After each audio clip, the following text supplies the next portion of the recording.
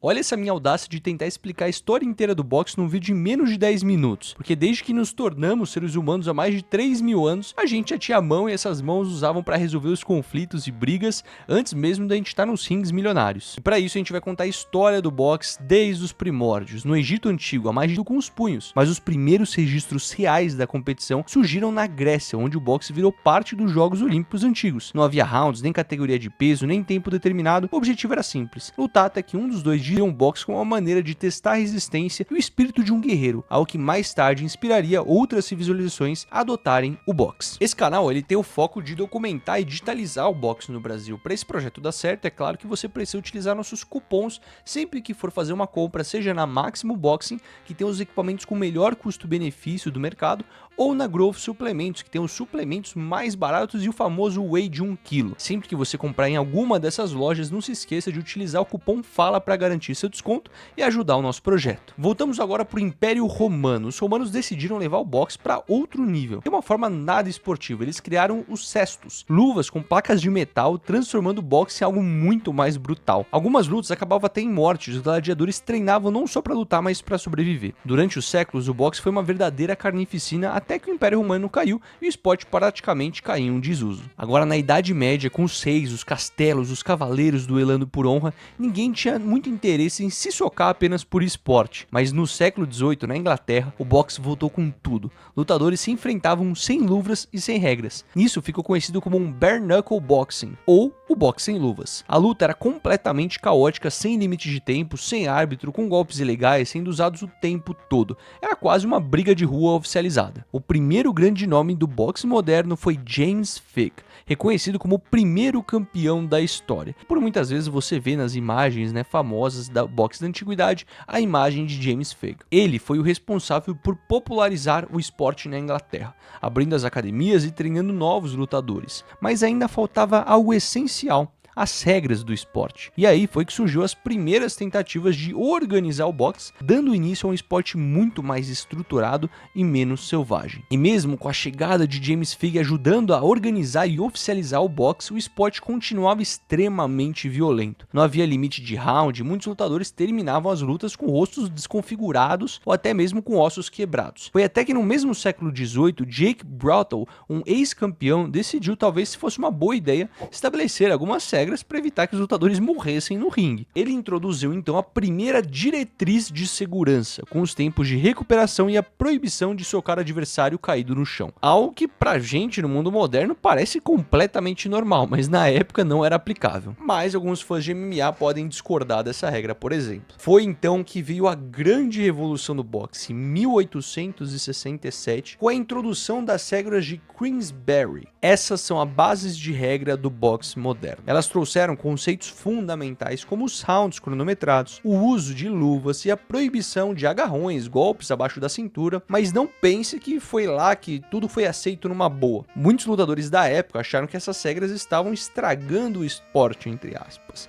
já que tiraria a brutalidade da luta, significava diminuir o fator da intimidação do esporte e também do entretenimento para a população. Lembrando que o boxe sempre serviu como uma forma de entretenimento para as cidades que o evento fazia, assim como quase todos os esportes de combate. E para isso, numa época onde era mais aceitável essa brutalidade, atraía muitas pessoas. E a população estava preocupada que a audiência pudesse cair nesse meio tempo. Mas com o tempo, o novo formato foi se consolidando. O boxe passou a ser reconhecido como um esporte legítimo e começou a atrair um público até maior, principalmente nos Estados Unidos da América e na Inglaterra, o seu país de origem das regras. Lutadores começaram a se tornar celebridades e os primeiros campeões mundiais começaram a surgir. O boxe estava deixando de ser apenas uma briga de rua e se tornando um verdadeiro espetáculo esportivo. Isso acontece porque a desorganização do boxe no passado atingia assim uma parte da população que gostava de tal brutalidade. Mas para atingir um público mais amplo, era melhor você consolidar o esporte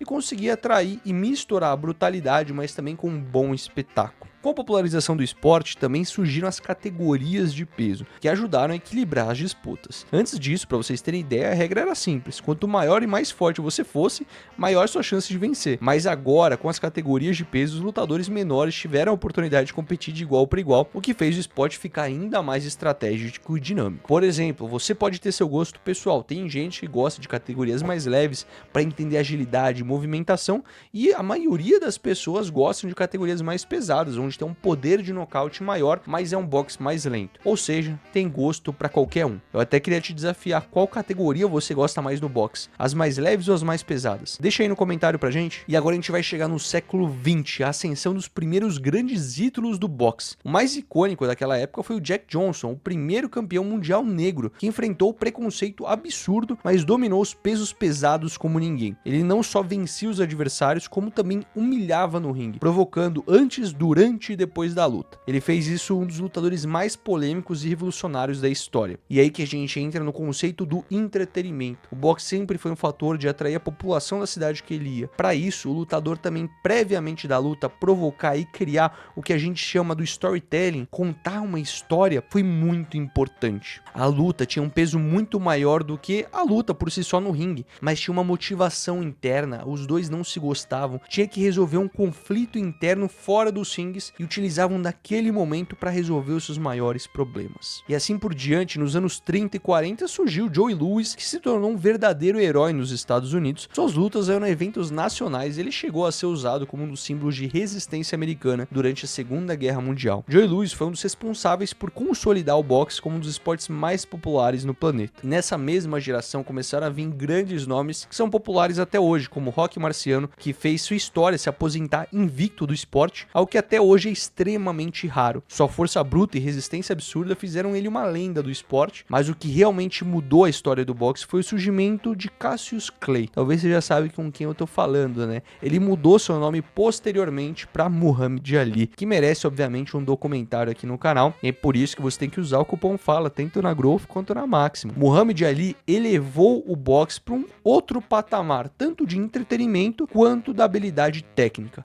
Ele era realmente um showman. Ali não era só um lutador incrível, ele era um artista dentro e fora dos rings. Suas provocações, sua velocidade, seu carisma fizeram dele um dos atletas mais influentes de todos os tempos. Com ele, o boxe deixou de ser apenas um esporte e se tornou um verdadeiro espetáculo mundial. Muhammad Ali, com certeza, é o maior boxeador de todos os tempos. Eu quero ver alguém discordar dessa afirmação aqui nos comentários. O século XX foi quando o boxe realmente atingiu o seu auge e se tornou dos esportes mais populares do mundo. Nessa época começaram a surgir lutas que paravam países e o mundo inteiro, com rivalidades lendárias. Nessa época começaram a surgir lutas que paravam países inteiros, com rivalidades lendárias, como Muhammad Ali contra Joe Frazier e George Foreman. As personalidades dos lutadores começaram a ganhar tanta importância quanto as habilidades no ringue. O showman ali provou isso como ninguém, e não só vencia lutas, mas fazia questão de vender cada combate como um grande espetáculo. Além disso, essa foi a era que o boxe começou a ficar mais técnico e estratégico. Começaram a surgir estilos de lutas bem definidos,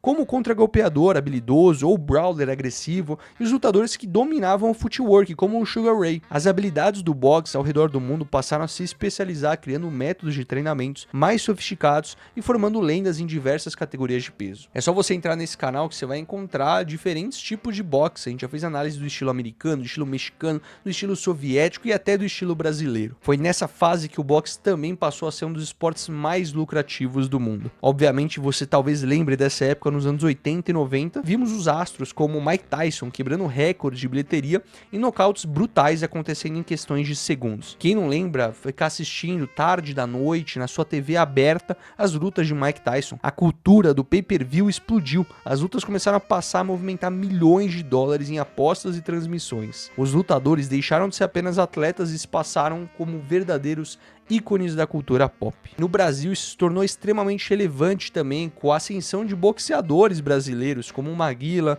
como o Popó. Todos esses foram fundamentais para globalizar o esporte e atingir outros países. Não existiam apenas boxeadores americanos, mas é um esporte que você vê grandes boxeadores na Rússia, no Brasil, no México, e é um esporte muito global. E esse se transformou o boxe que conhecemos hoje em dia. Sem antes era apenas um esporte desorganizado, mas hoje agora é um negócio gigantesco com promotores, empresários e contratos milionários. Mas como tanto grande sucesso, o boxe também enfrentaria desafios no futuro, com a ascensão de novos esportes de combate e a entrada de influenciadores e celebridades no ringue. Hoje em dia, o boxe talvez não esteja nem cotado para participar das Olimpíadas de 2028. Então toda a sua ascensão na década de 90 está refletindo agora numa das piores épocas para o boxe internacional. Mas é claro que é tudo rumor do que vai acontecer com o boxe no futuro. Eu vou deixar alguns vídeos agora para você assistir ainda desse canal para você entender um pouco mais sobre o futuro desse esporte no Brasil e no mundo. Espero que tenha gostado, não se esqueça de se inscrever no canal